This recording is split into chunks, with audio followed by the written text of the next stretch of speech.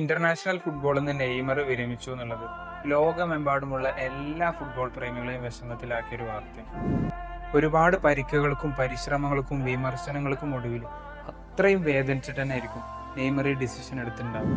നിരന്തരമായിട്ടുള്ള പരാജയങ്ങൾക്കും വിമർശനങ്ങൾക്കും ഒടുവിൽ 2016 Copa America ഫൈനലിൽ ചില്ലിക്കെതിരെ നഷ്ടപ്പെട്ടപ്പോൾ ഒരിക്കലും മെസ്സിയും ഈ ഒരു ഡിസിഷൻ എടുത്തിട്ടുണ്ടായിരുന്നു.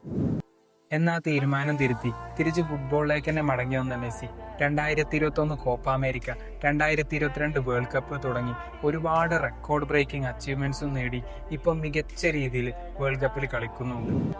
എല്ലാ സമയത്തും എല്ലാവർക്കും സ്കോർ ചെയ്യാനോ സ്റ്റാർ ആവാനോ ഒന്നും പറ്റിക്കൊള്ളണമെന്നില്ല.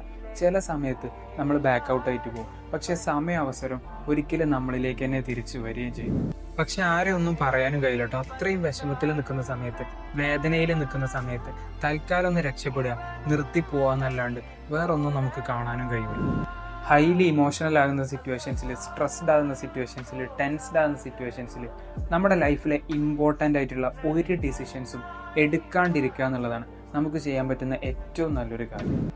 ആ ഇമോഷൻസ് ഒക്കെ സെറ്റിലാകാനുള്ള ടൈമും സ്പേസും കൊടുക്കുക, പ്രോപ്പറായിട്ടുള്ള ഹെൽപ്പ് സീക്കുക.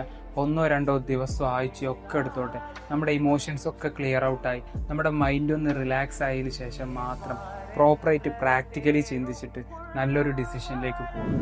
മെസ്സി ഫുട്ബോളിലേക്ക് വന്ന അത്ഭുതങ്ങൾ കാണിച്ചതുപോലെ നെയ്മറും തിരിച്ചു വരുന്ന നമുക്ക് പ്രതീക്ഷിക്കാം.